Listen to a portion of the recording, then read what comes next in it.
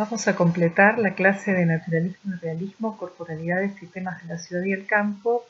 tomando algunas obras de Daumier y Millet que continúa la clase anterior, recordando las ideas de Nochlin respecto del realismo y del naturalismo como condición de época, como transformación de la representación en términos temáticos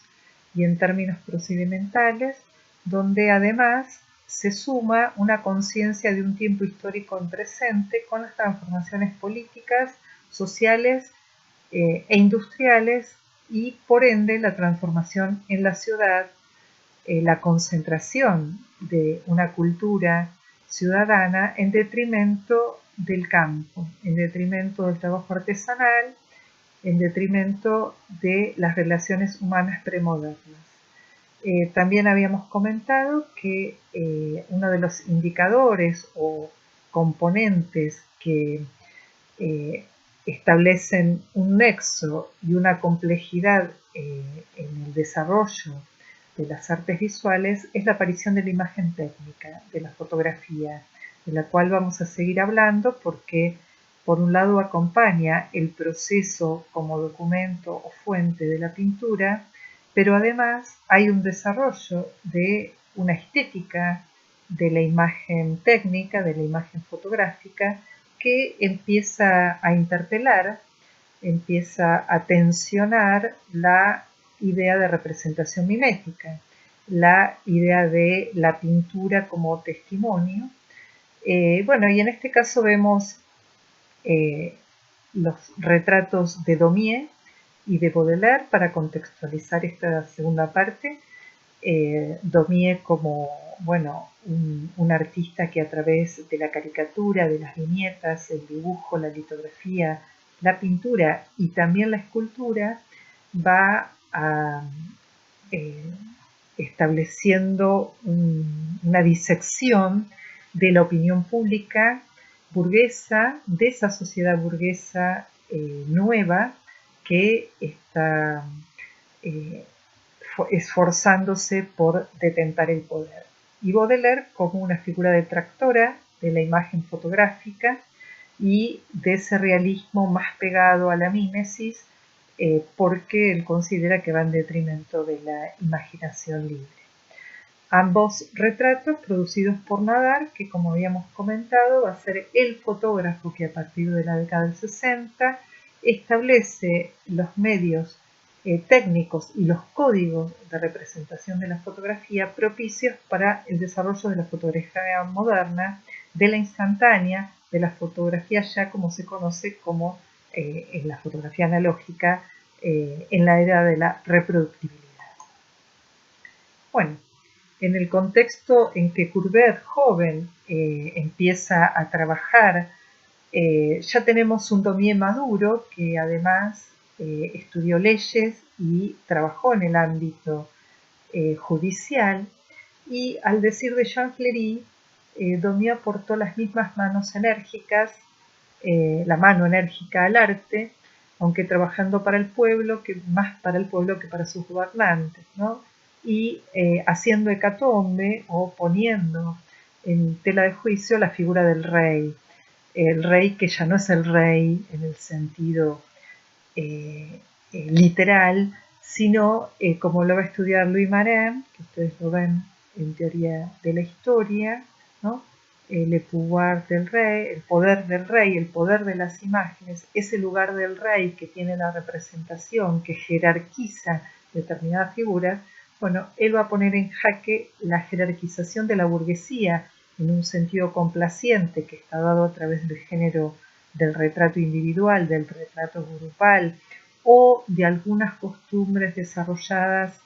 en las temáticas y en el género costumbrista por un realismo más convencional, canónico o académico,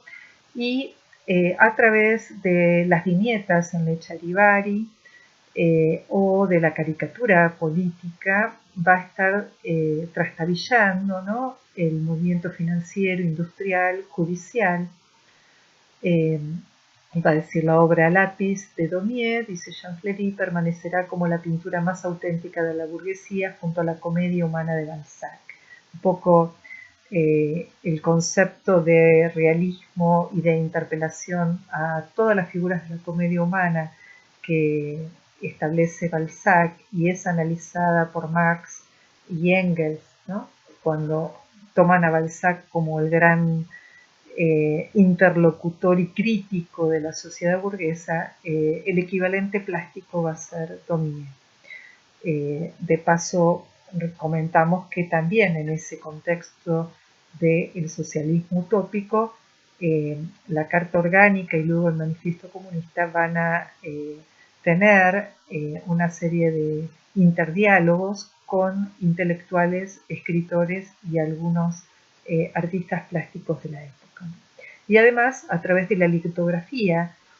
va a ser el gran medio por el cual se expresa con menos costo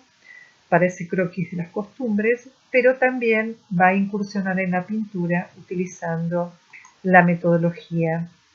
estilística de Lalito.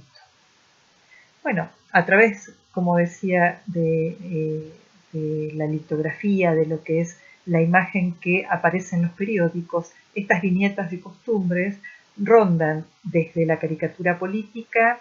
a los sucesos extraordinarios, las noticias amarillistas que empiezan en ese contexto y además también, las notas de color de los diferentes públicos. Acá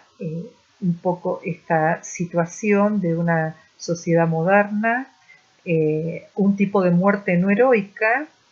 que se vincula a toda una serie de situaciones que suceden por el hacinamiento, por las nuevas configuraciones que se producen en esa ciudad. En este caso, una viñeta de la historia anciana en el Charivari, donde él hace hincapié a través de Historia Anciana de recuperar, reencuadrar, podríamos decir, acá también se aplica el tema de encuadre, reencuadrar algunos mitos y en este caso el mito de la creación artística, ¿no? El mito del escultor, de la forma conformada, con el mito de Pigmalión, ¿no? Que el escultor Pigmalión, esculpiendo la belleza absoluta a través del mármol, se enamora de su escultura o de su estatua y cobra vida, ¿no? O cobraría vida en ese vínculo amoroso y tiene que ver con ese ideal clásico de la belleza en la antigüedad, ¿no?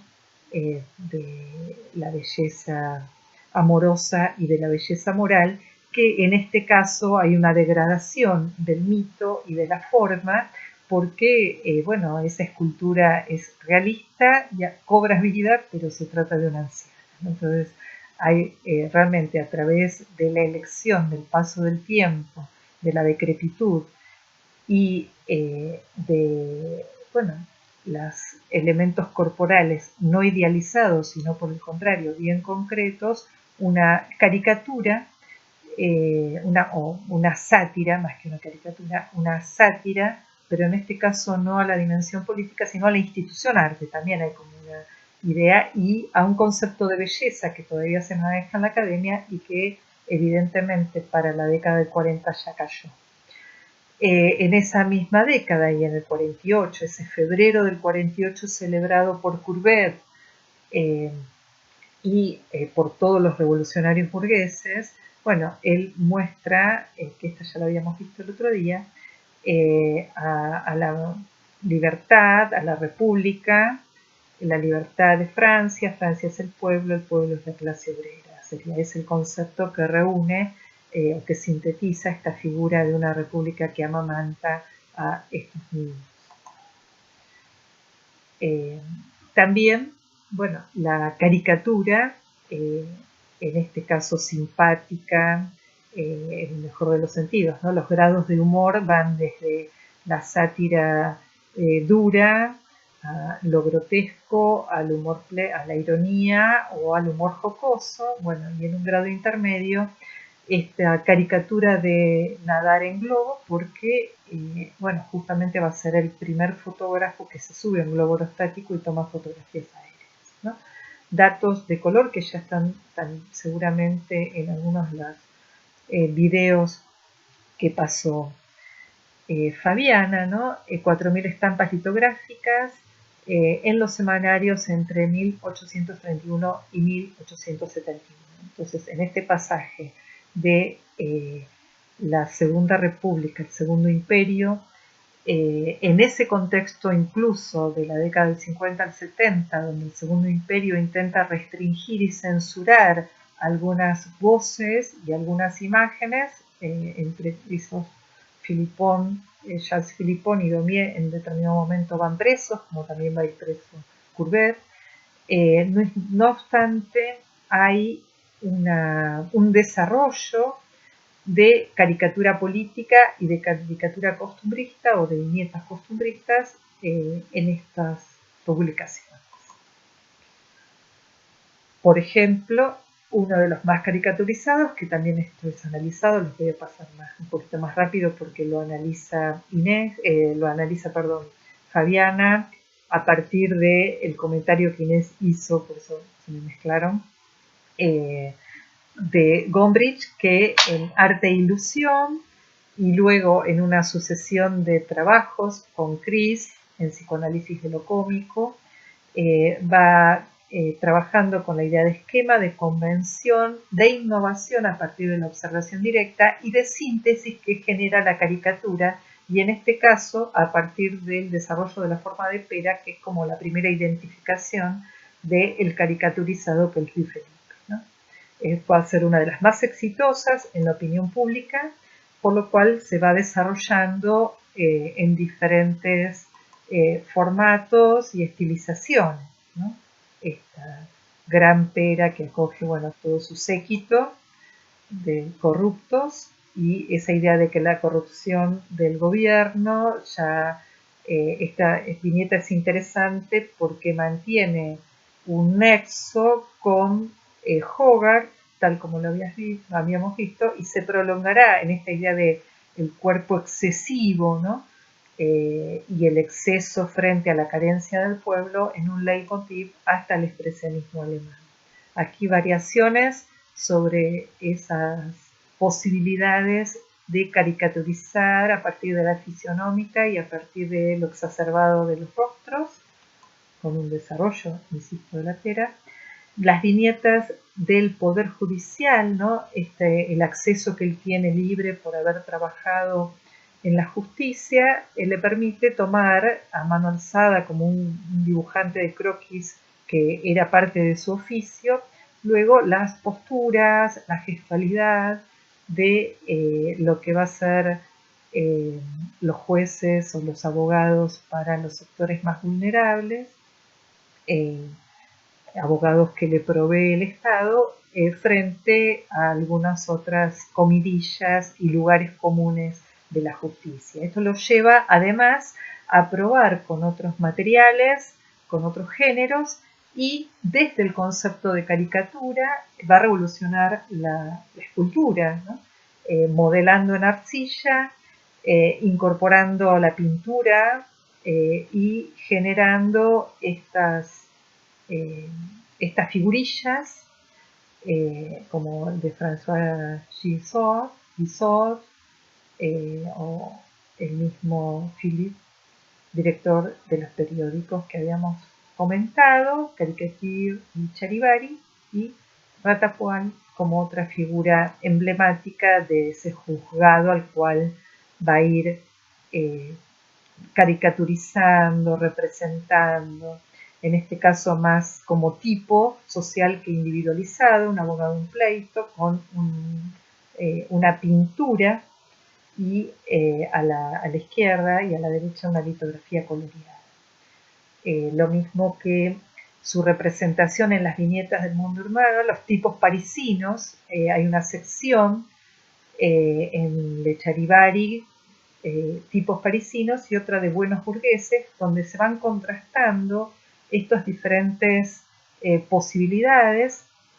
de vida cotidiana, ¿no? Como a la izquierda en el ámbito judicial, esto de viejo malvado, esto de decir algo y contradecir, como luego se va a aplicar en el humor gráfico de las primeras mitad de los primeros años del siglo XX, de primeras décadas del siglo XX, ¿no? Como eh, la otra cara o la doble cara, ¿no?, de ese cinismo burgués, y el interior del coche colectivo, ¿no?, entre el ebrio y el salchicheo, la joven que está tratando de no ser rozada por estos dos personajes como características de ese mundillo donde se mezclan los diferentes sectores sociales, y de además el dato de color, si se quiere, de que los transportes urbanos, sean galeras, un coche colectivo, ¿no?, a caballo, como galera, o la aparición del tren, van a ser bien significativos de ese carácter migrante, de ese carácter de viaje permanente que la sociedad moderna va a incorporar debido bueno, a los traslados por trabajo, en muchos casos, a pasar de los pueblos a a la ciudad, concretamente a las ciudades capitales, a las ciudades principales donde aparece el trabajo en los negocios o en las fábricas que luego, más adelante, a partir de la década del 70, empiezan a hacerse los asentamientos fabriles en la periferia. Todavía en el ámbito de la ciudad, bueno, aparecen los óleos como la lavandera y la lavandera en Cuadra de Anjou, donde es interesante porque el método vigoroso, enérgico y rápido de una línea texturada o modulada que realiza para la litografía y para el dibujo, se va a aplicar tanto en la escultura, ¿no?, en ese modelado también rápido a partir del barro, a partir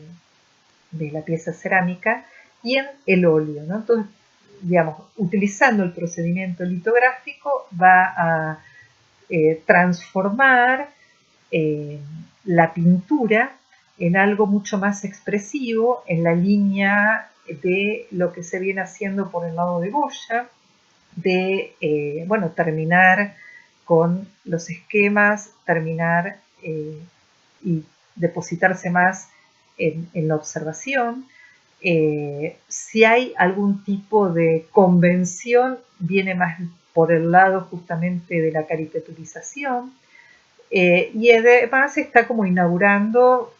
bueno, un estilo y un tratamiento mucho más expresivo, mucho más rápido, donde la pintura ya, el tratamiento del óleo ya deja de ser por veladura, sino que es directo, todavía con modelados, con la utilización de quebrados blancos y negros, digamos, todavía por el lado del color mantiene el color local, pero acá la clave básicamente es la expresividad de la línea. Y así es como desarrolla una serie de pinturas que son los vagones de segunda y tercera clase, que son bien expresivos en cuanto a la caracterización de los personajes, la acumulación, las posiciones, mostrando justamente estos sectores más vulnerables, estos sectores populares que viajan, se trasladan, están concentrados en sus propias historias o interactúan como en una masa, en una textura heterogénea que se diferencia por sombreros, que se diferencia por algunos puntos de luz, pero una luz como muy homogénea, baja. Vemos a la izquierda el trabajo de línea de Plumín, qué interesante, ¿no? Como con la línea genera un movimiento que luego se va a contener en la pintura. Bueno, el del Metropolitan Museum, la versión del vagón de tercera clase, está entre esta cuestión del dibujo coloreado o la pintura apoyada en un dibujo expresivo, ¿no? Pero básicamente con una diferencia de personajes en la primera línea, el fondo siempre se genera como esta textura general, ¿verdad? Acá tenemos otros dibujos coloreados para ver en sepia y sanguinas cómo se puede apreciar la diferencia en la segunda clase de la aparición de jóvenes y de hombres ataviados con hombres y mujeres ataviadas con un vestuario un poco más arreglado, pero amontonados de todas maneras, el curioso, los que tienen frío, ¿no? La lectora, la importancia de la lectura de los periódicos, ¿no? Como la opinión pública es fundamental a partir de la década del 30 y se dan toda esta serie de condiciones en la prensa, la caricatura, la fotografía y la pintura van acompañando este surgimiento de una cultura visual burguesa que se cimenta, digamos, en la opinión pública, en el devenir de estos grupos, ¿no? Que se empiezan a levantar, como en este caso, el levantamiento, la manifestación, que empiezan a verter sus opiniones o a sentirse representados por la opinión de algunos expertos vinculados a los sectores de izquierda. Es muy interesante en este caso, bueno, dentro de viñetas de emociones parisienes o de la pintura, en este caso el coleccionista, cómo él va a hacer referencia permanentemente al campo intelectual y al proyecto creador, es decir, de Bourdieu, al campo artístico en el cual él se sitúa, construye, legitima a partir de la nueva figura del coleccionismo, como el coleccionista Funks de Benjamin, en Discursos Interrumpidos, donde este nuevo coleccionista fundamentalmente es un coleccionista de estampas, vuelvo a reiterar, es un coleccionista que puede ser de baratijas, pero acá hay una cierta especialización en la colección de litografías en temas que pueden ser de álbumes litográficos, de litografías aisladas, de ilustraciones de libros, como Las Flores del Mal, que vimos el otro día, o de retratos, paisajes, escenas de costumbre. A la derecha tenemos dentro de estas emociones parisinas aquel que, bueno, la pegatina de publicidad, pero también de afiche político en la calle, en un intento de, bueno, esconderse, de hacerlo rápido, como un ejercicio de la modernidad que está permanentemente estableciéndose en ese contexto. Aquí, bueno, nuevamente en una pintura al óleo, este mismo idea del coleccionista que es invitado, digamos, al taller. En este caso pensamos que es el taller de Daumier, es absolutamente autorreferencial porque aparece en el fondo, en esa acumulación casi como fantasmal de cuadros, un jinete que puede tratarse de Don Quijote de la Mancha y Sancho Panza, que va a ser parte del repertorio iconográfico de Daumier. Bueno, dejamos a Daumier fundamentalmente en esta constitución de la opinión pública que es tan fuerte para interpretar de una manera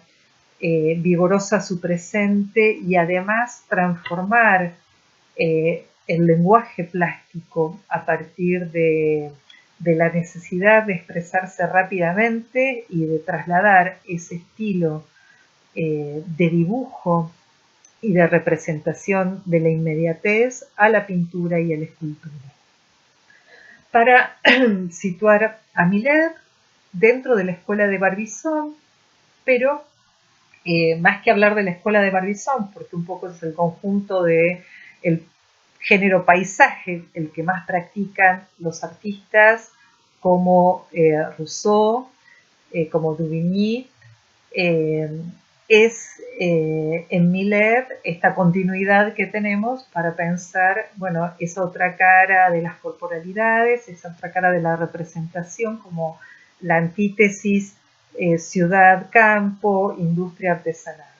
Bueno, esa escuela de Barbizon son estos artistas franceses, como mencioné a Théodore Rousseau o a Duvigny, incluso Corot, y Millet, que estudian al aire libre, estudian los cambios de luz, se inspiran en Turner, en Constant, en Friedrich, básicamente en el dato natural, en una actitud justamente de oponerse a este sistema vigente, imperante en la academia. Por eso se los considera como partes del realismo, en un sentido estricto o en un sentido en que Nochlin plantea ese ser de su tiempo, ese pintar la contingencia, ese pintar lo cercano, y además la actitud en el caso de Miller de sumergirse en la zona justamente de Fontainebleau y de Barbizon, salirse de la ciudad, meterse en la campiña, meterse en los bosques, pero sobre todo en el campo, en el trabajo del campo, la dignidad del trabajo artesanal, de una economía premoderna, una economía basada en la agricultura que se está perdiendo en la ciudad. Hay una densificación, eh, eh, una gentrificación incipiente, podemos decirlo, en ese periodo, y una concentración tanto de las fuerzas productivas, del capital, del trabajo industrial y de la vida cultural en la ciudad. Entonces, frente a esto se reacciona apelando, al decir de Argan, a un carácter utópico de ese campo, y tal vez la melancolía rayando lo pintoresco, al decir de Argan, sitúa a Miller en un intermedio entre lo romántico realista. Pero bueno, más acá de Argan, el triunfo, digamos, en el gusto burgués del siglo XX de la figura de Miller es indiscutible. Para él la elección del campesino es la encarnación del trabajo, el mito realista como justamente el encarnar en el ser más corriente y en ese trabajo corporal, la anexión a la tierra, la anexión a la naturaleza, una imagen positiva que, insisto, se acerca a lo místico y lo utópico. Por eso se habla de como una cierta trascendencia religiosa en la tarea rutinaria, ¿no? Más que religiosa, mística, podríamos decirlo. Y así aparecen estas series de espigadores y cribadores, como este cribador, que, bueno, vemos a Millet e inmediatamente se nos aparece la primera etapa de Van Gogh, como vamos a ver más tarde. No es nada nuevo lo que digo, ya esto forma parte de los mitos de la historia del arte, de las herencias e influencias.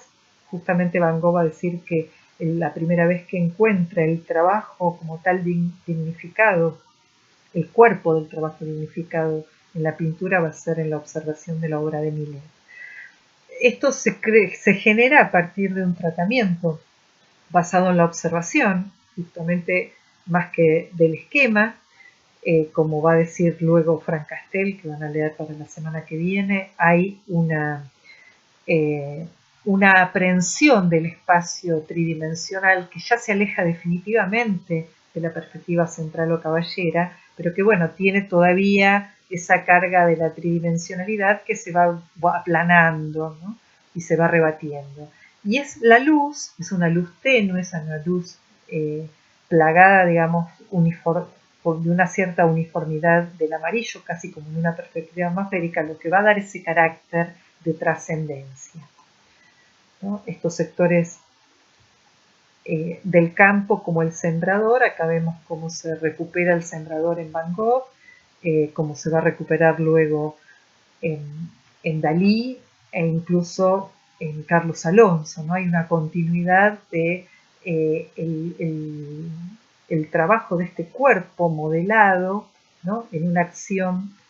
que es bastante diferente a lo que se ve en esos suburbios o en esa periferia de la ciudad, y que justamente se vincula a ese trabajo tan silencioso, tan concentrado, tan gratificante, a pesar de, bueno, todo ese boom de la moda que es la antítesis de la ciudad. Así son las espigadoras también del 57, que yo sé de paso les dejamos para ver una película contemporánea de Nieve Bardin, Las espigadoras y los espigadores, donde ella parte de esta pintura y de la de Breton para ver cómo esta práctica laboral, donde se ve que el cuerpo es un cuerpo colectivo, agregado a la naturaleza, como parte de la naturaleza, casi pidiendo permiso a esa naturaleza para recoger los frutos, pareciera haberse perdido. Sin embargo, se mantiene durante el siglo XX y durante la contemporaneidad como parte de lo que queda excluido del sistema capitalista. En el caso de la obra de Millet, esta es analizada también por Argan, y acá es donde pone un poco en tela de juicio la figura de Millet, hablando de lo pintoresco y lo sublime, que es una categoría que ya se pierde en este contexto, pero de todas maneras pareciera haber un eco de lo pintoresco sublime, de una belleza singular, en un acto tan sencillo, pero tan puro, y en un tipo de representación que parece no tener lugar en una historia evolutiva, digamos, de la ciudad, de la cultura e incluso del sistema de las artes. Por fuera de esa concepción evolutiva, es un presente o es otra modernidad descentralizada que el artista está abordando, y que lo aborda sí, con ese eco de un realismo de otra etapa, de un realismo, como decíamos el otro día, del barroco, justamente de un Vermeer, pero agregando además acá la luz observada por el plein air. La luz es protagonista en Millet, es una luz natural, pero también es una luz evocativa de los amaneceres, del pleno mediodía, como del atardecer, y esto se va a ver en el Angelus, otra pintura también que ha conmocionado al siglo XX, a la recepción del siglo XX, a partir de, bueno, de su recepción primera en la colección del Louvre a fin de siglo, es una de las primeras obras reproducidas en fotograbado, y que en las primeras décadas del siglo aparecían en muchas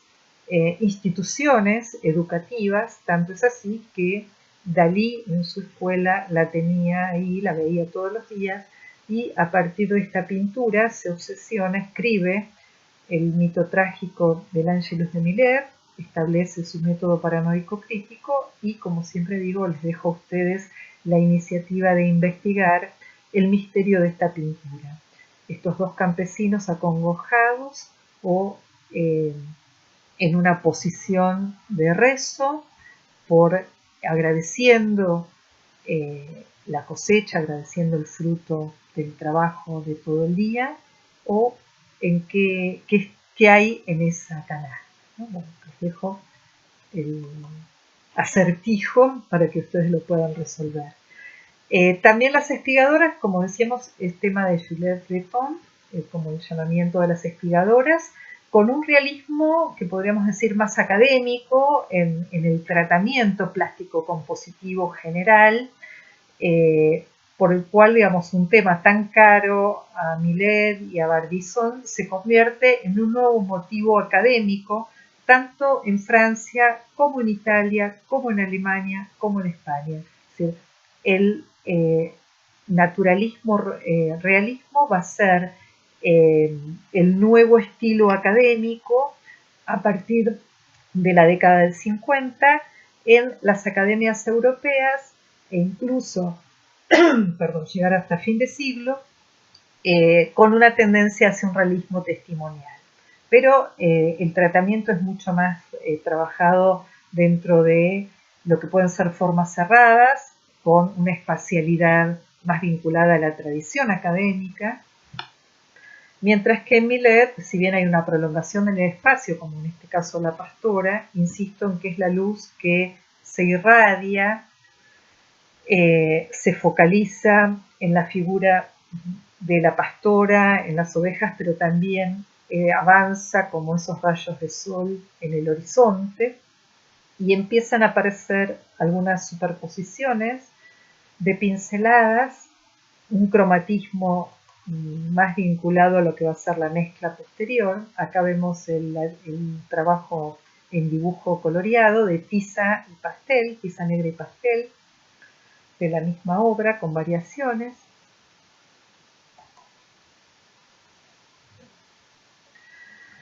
Vemos el Millet mucho más desagregado, mucho más espontáneo, casi en un inacabado. Es decir, la clave de la pintura de inacabado la vamos a ver el jueves con la obra de Manet, pero es algo como una condición de esos años que anticipa a la pincelada impresionista, que engloba en una cierta atmósfera figura con fondo, e incluso aquí hace de los cuerpos un modelado mucho mayor, como este tratamiento de un desnudo que es casi como en la antítesis del desnudo de Courbet, tan exuberante, o de los desnudos académicos de Ingres, tan medidos y clásicos. Aquí este desnudo de la bañista es, bueno, no está, es un desnudo pleno, pero dentro de las convenciones características del género, donde la Venus ya pierde lugar y se pasa, digamos, a la carne como tal, con sus propiedades eróticas. Aquí es como mucho más integrado al ambiente natural, bucólico, incluso un descanso en la tarea de esta campesina, que se integra en este arroyo, en este lago bien natural, ¿no? Como justamente un cuerpo casi puber que está dispuesto a darse un baño de limpieza, ¿no? Y gana la exuberancia de todos los elementos vegetales que están acompañando. Entonces, insisto en que el género desnudo en Millet no va a tener la importancia como tal o con las atribuciones que hace el público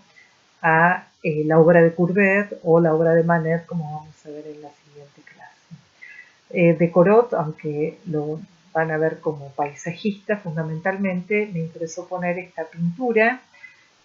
Homero y los pastores, porque trata de integrar la naturaleza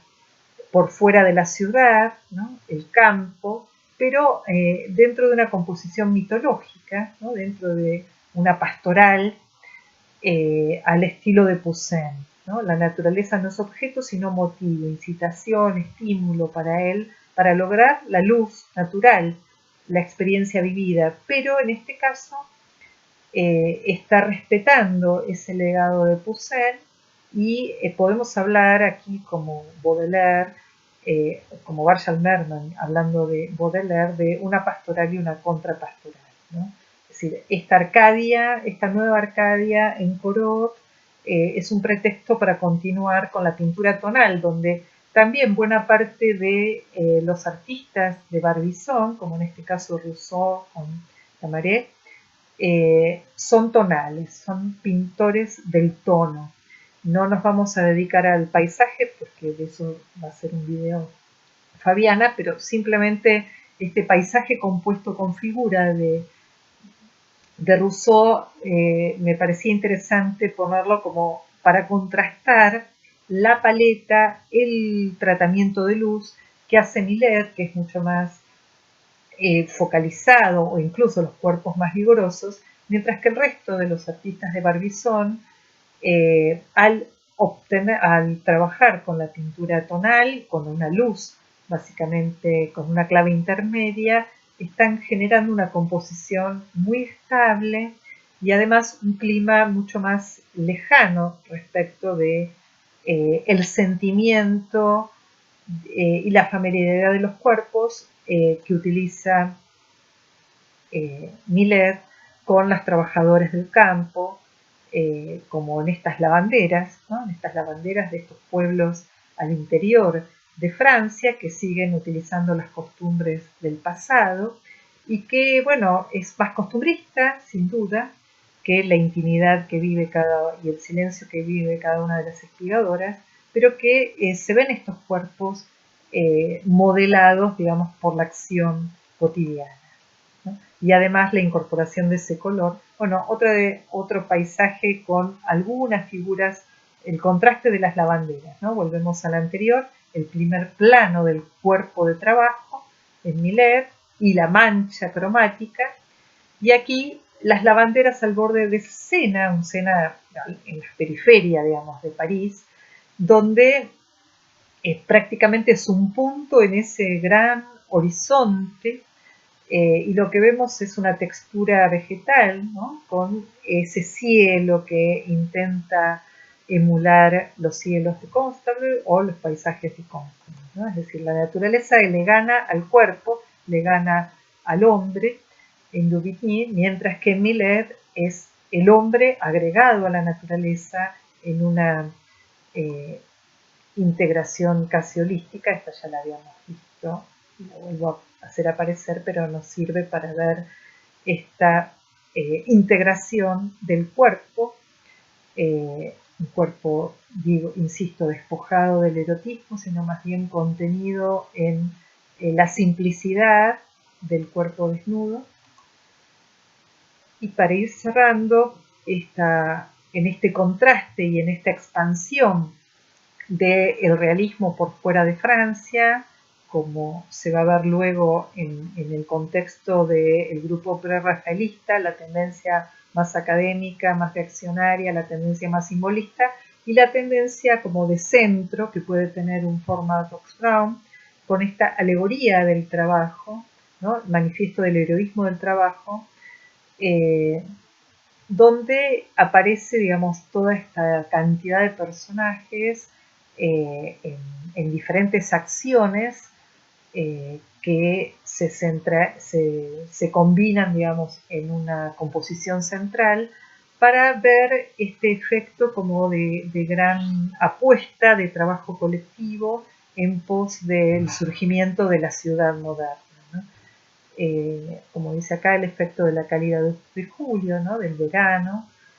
apropiado para mostrar la dureza, pero también el placer de estar participando colectivamente de una acción que tiene también como esa moral victoriana, esa creencia en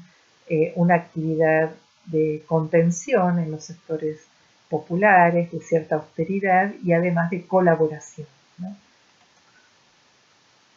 Para completar y ya cerrar, decíamos que el gran detractor del realismo en cuanto a mímesis y de la fotografía como aquella herramienta casi monstruosa que viene a desatender la concepción de lo bello en un sentido singular y en un sentido de trascendencia del espíritu. Lo bello es siempre asombroso, y a través de la fotografía y de ese realismo más descarnado, Baudelaire encuentra los límites, ¿no? Daguerre fue el Mesías, ese Dios vengador, es decir, el credo actual de la moda del daguerrotipo y de la fotografía con Nadar va a ser desnotado por Baudelaire. Sin embargo, va a ser modelo de Nadar y va a alentar a algunos artistas que se vinculan a la fotografía. Pero, digamos, en parte de sus contradicciones va a tener que ver con esto. Y finalmente, ya cerrando, algo que ustedes van a leer más adelante, que vamos a volver, y que ya lo decíamos el otro día, cuando Calinescu estudia las claves de la modernidad, las 5 caras de la modernidad, una de las caras es esta misma idea de lo moderno y de la vanguardia política y de la vanguardia estética. Entonces pareciera, a través de lo que vimos en clase y de este video, que por el lado de la vanguardia estética y a partir de la voz de Baudelaire, vamos a encontrarnos una herramienta de cambio estético-plástico, sobre todo con la figura desde estos artistas que vimos hacia Manet y los impresionistas, ¿no? Contra la tradición, afrontando lo nuevo, pensando en los pliegues de la pintura, del arte en sí mismo, y por el lado de la vanguardia política, algunas de estas figuras también del realismo, particularmente Courbet y Daumier, van a establecer una crítica a la sociedad en su conjunto y a la institución arte en particular. No necesariamente doctrinarios, sino vinculados a esta marcha de las ideas que también en el campo literario y en el campo filosófico se va a dar a través del socialismo utópico y del marxismo. Bueno, aquí terminamos esa clase y vamos a dar en la próxima a Manet y esa transición del realismo al impresionismo.